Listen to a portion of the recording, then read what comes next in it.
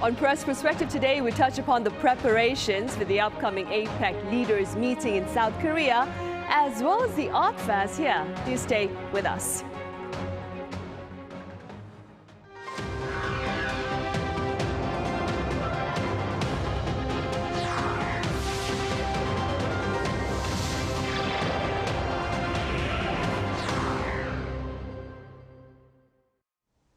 Hello and welcome to Friday's edition of Press Perspective for September 12th here in Seoul. I'm Min Sunhee.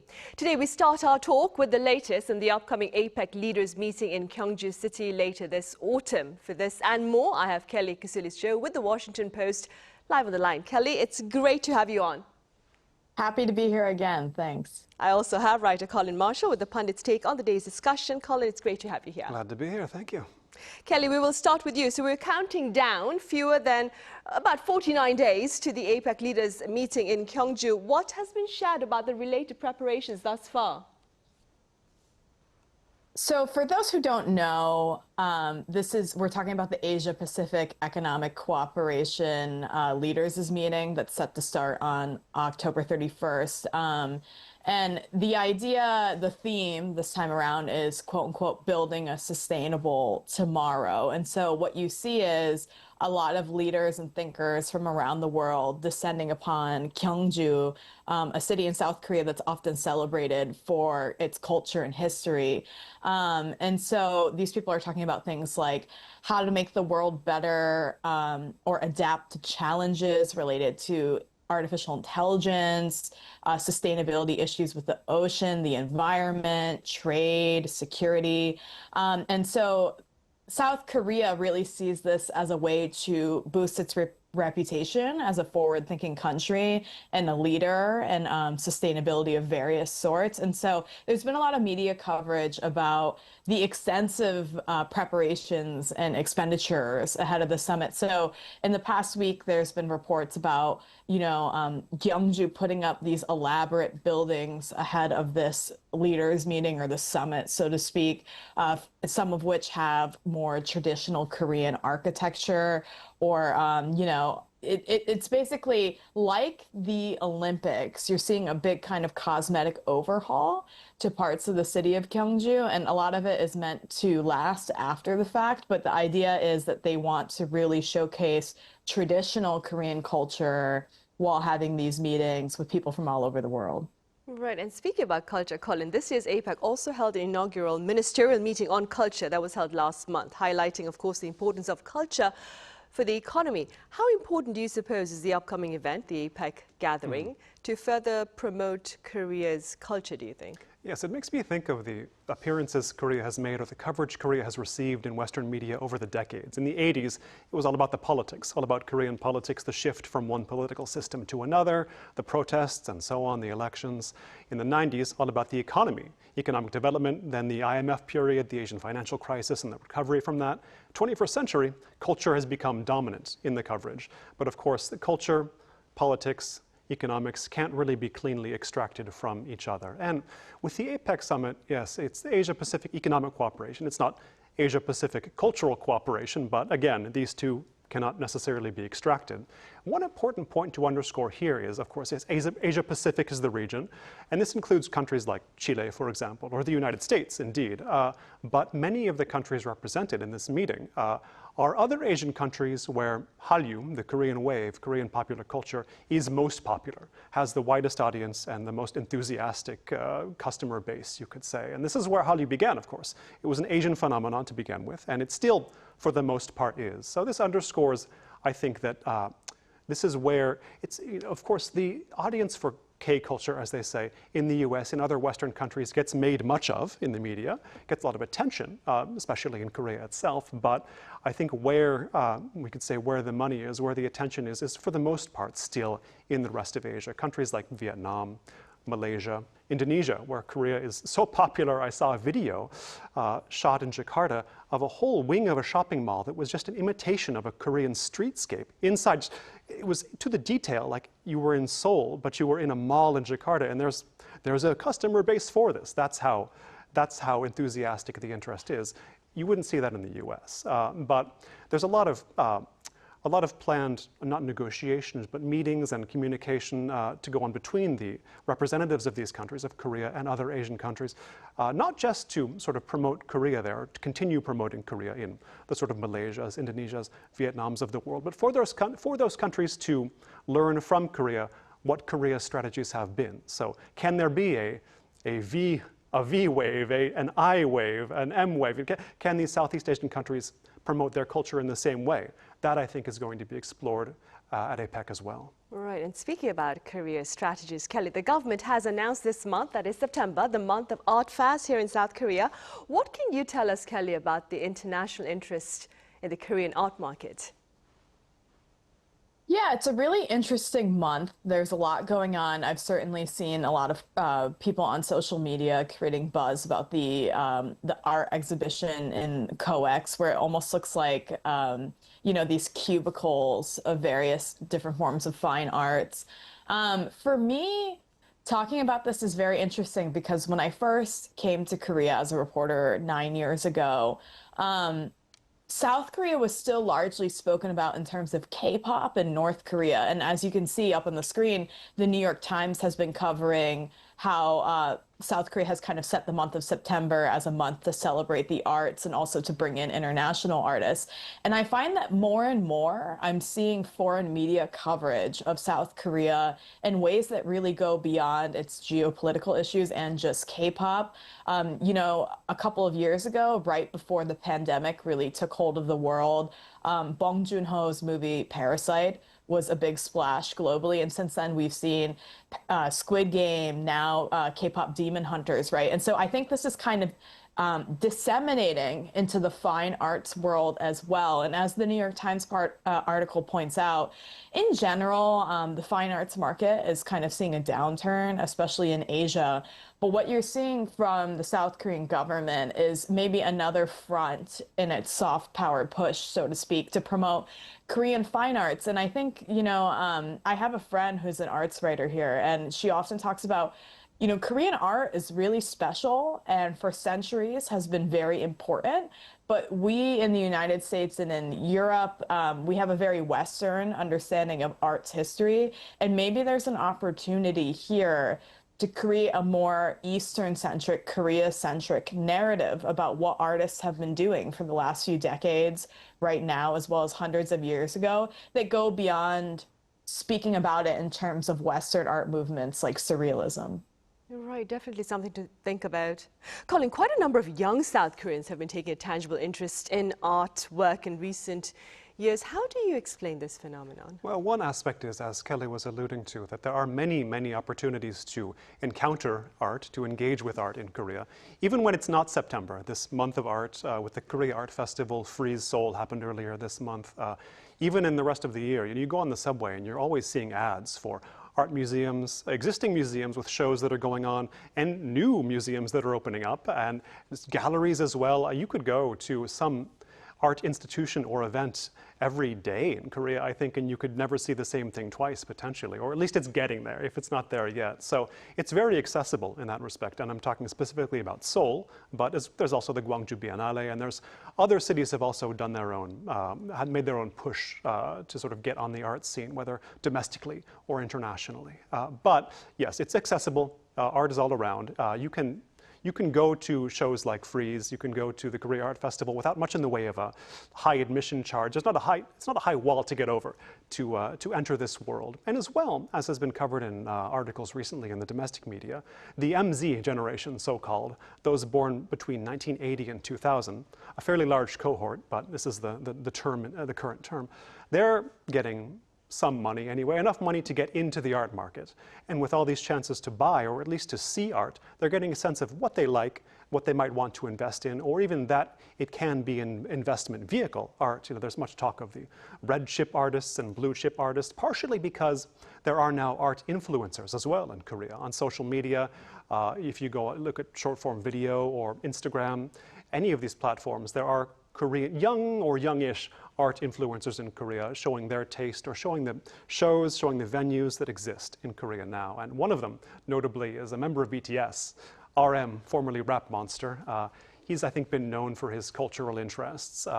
and he's been pioneering this sort of art influencing. He's been setting an example for a lot of people. And you know, when a member of BTS does something, I think a lot of fans follow suit, and it moves the needle culturally, at least in popular culture.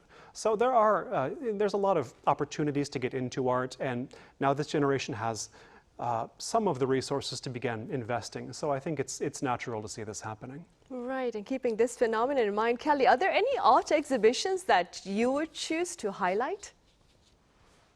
Oh, there's quite a few. I do love the museums around Seoul, and I have great access to them. Reading about, you know, this Arts Month that's happening in Korea, I've seen that, you know, there's a calligraphy biennale in Jeonbuk. There's a design one in Gyeongju, but I actually am really interested in the Gyeongju Craft Biennale. When I go to museums in Korea, I find that one of the most interesting things to look at, even just at a history museum, is kind of the ceramics, the mother of pearl handicrafts. If you've ever been to the furniture museum, it's really incredible. And so to see handiworks and functional arts, I think would be really interesting. I've read that it's actually the largest handicrafts festival in the world right now, and that there are 60 countries participating. That might be something that I would want to check out. And also, I haven't been to Gyeongju in a very long time. Yeah, neither have I. Kelly, let's now move on to another headline about South Korea. The LA Times says that South Korea is the convenience store capital of the world, and I'm quoting. What do you believe, Kelly, are some of the intriguing aspects of Korean convenience stores that make them so popular among foreign tourists here in the country? Yeah, it's funny.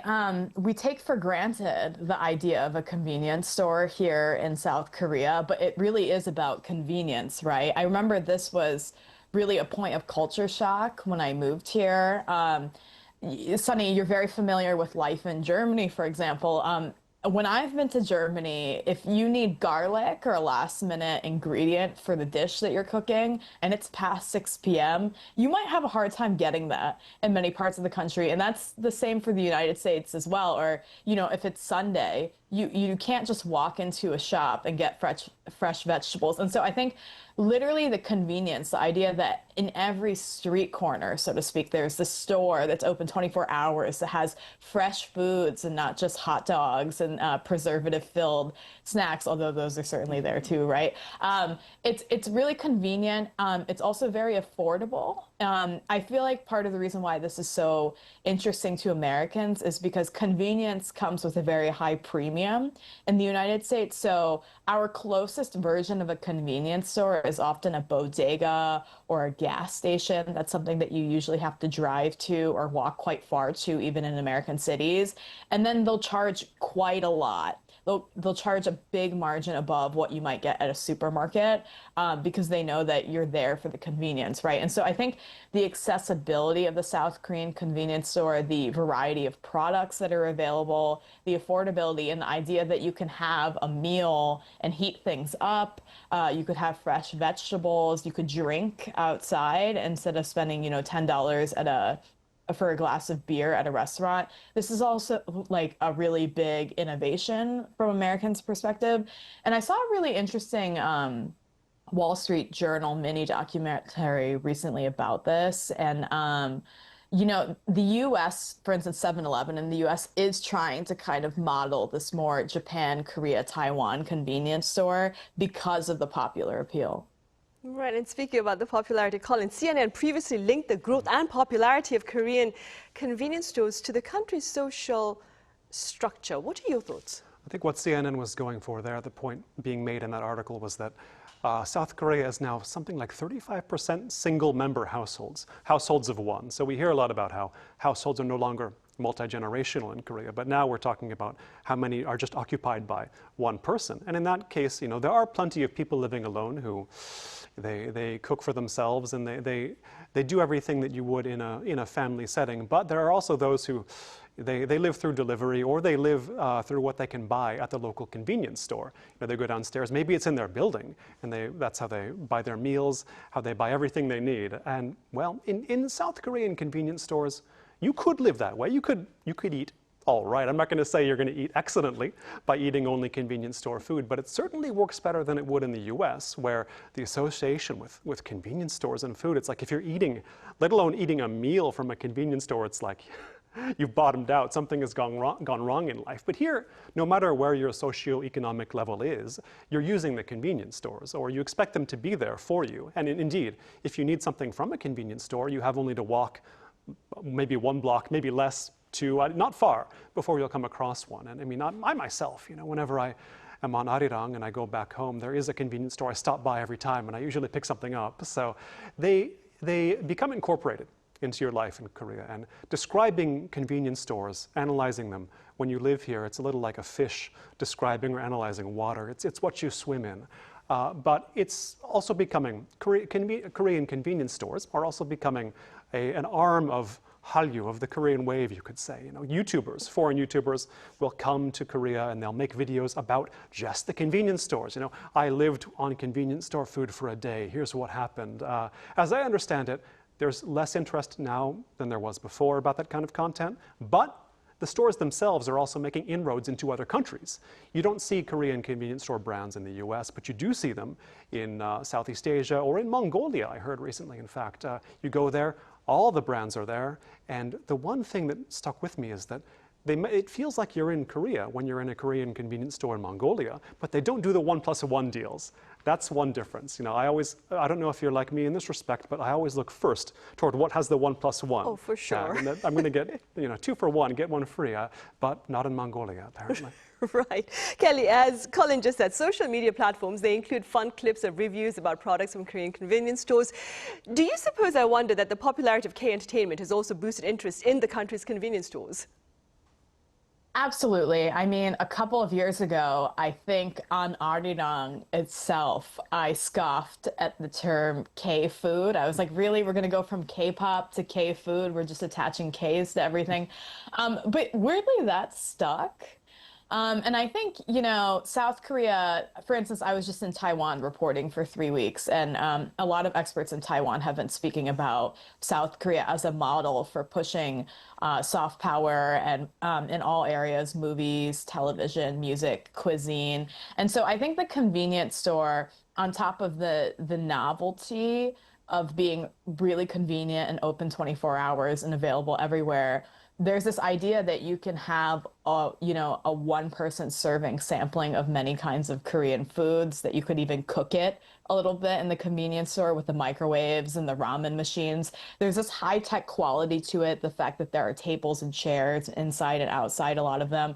It's all very interesting, and there's no doubt to me. I mean, you see in K-dramas people, staying up late and pondering their broken love lives in convenience stores. There are scenes like that all the time. It reminds me of in the 90s how K-dramas actually drove a lot of traffic to the chain Cafe Bene, right? And now there are Cafe Benes in America. I had one in Boston, and I remember people going there and saying, I know this cafe from Korean dramas, and I wanted to experience bingsu for the first time. So I think there's a very clear connection there, and it will likely continue. I think the United States and Europe specifically are often celebrated for having kind of a more of a sit-down restaurant, less convenient, slow life culture, but that is kind of being outpaced in our increasingly busy daily capitalist lives. And this kind of Korean model of you could have a hot meal with fresh kimchi for $3. That's very appealing. Right, for sure. Colin, the Culture Ministry here has launched a K-tourism team. It's seeking to breathe fresh life into the tourism sector and to offer visitors a chance to fully indulge in different parts of South Korea. What have been some of your experiences while traveling around the nation? Yes, I mean, I've had good experiences, but I've been living in Korea for 10 years now, so you get curious. You can live 10 years in Seoul and never leave and probably not feel like you're missing out, but you are missing out on certain aspects of how Korea can be outside of the capital, outside of the place where so many things are concentrated. And I haven't really made use of any foreigner-oriented tourism services, I guess any at all. I just sort of go to a place and see how it feels for a few days or weeks. But it is it is something that I've struggled with when I talk with other foreigners visiting Korea, those who don't live here, and they ask, where can I go outside of Seoul? I can recommend a variety of cities, but I'm never quite sure what to tell them to do, or where exactly to tell them to go, or why they should go to any of these other places, except for the fact that I like them myself. And so I think this is part of the effort with this K-tourism push. What I've read so far is it'll involve the development of an app that foreigners can use to sort of plan their trips around Korea. It could be a good thing. There probably is some deficiency being addressed there, at least of awareness of what is in the rest of Korea and how to organize a trip to other parts of the country. But I do wonder, you always wonder how or if these sorts of things are going to be executed. Yet I think that part of the problem here, when we talk about the tourism sector and it needing to be bolstered somewhat, it's not so much to do with the tourism sector per se in the rest of the country as the local economy in general. Oftentimes when you travel in Korea, what you learn is, yes, those economies are much less robust than that of Seoul, and you can feel it when you go someplace else. I like everywhere else I visited in Korea, but you can tell a lot of these places are struggling. So maybe a more effective solution is to shore up the economies in general of other regions of the country, and the tourism may follow from that. But we'll see. Maybe it'll work out. Right, and that being said then, Kelly, what improvements do you care to propose to enhance the travel experience here in the country? Well, first of all, I would say Seoul specifically, but many parts of South Korea do a really great job at welcoming foreign tourists and being very accommodating. The subway is in multiple languages on the major lines. A lot of restaurants have English menus. It's very easy to find your way around. With that said, I think there are a few things that I have seen again and again, being someone that has a lot of foreign visitors or colleagues coming from the United States to stay here for a while. One is the navigation apps are left to private companies a lot of the times, like Kakao and Naver, and they are seriously lacking. For instance, it's great that they're now in English, but the translation, which I believe is powered by AI, is quite bad. So if you're someone who doesn't know how to type Korean on a keyboard on your phone, and someone told you to go find a kimbap Cheongguk, right? Good luck figuring out how to write that in English and finding it. So I think this is a big problem that I see again and again. And I think, Seoul, Busan, Gyeongju are great at really promoting themselves and what's distinct about them. And they get a lot of foreign tourists every year. I think there are many beautiful parts of South Korea, to Colin's point, that could also be a little bit better at explaining to foreigners what's different about their region, why you should go there specifically. Right, something to think about again right there. All right, I'm afraid that's all the time we have. Kelly, as always, thank you very much for your insights today. Thank you. Colin here in the studio, thank you very much for your time and thoughts. Thank you. Right, on that note, we end this week's editions of Press Perspective. Thank you for watching. Have a great weekend and see you same time next Monday with more panel discussion.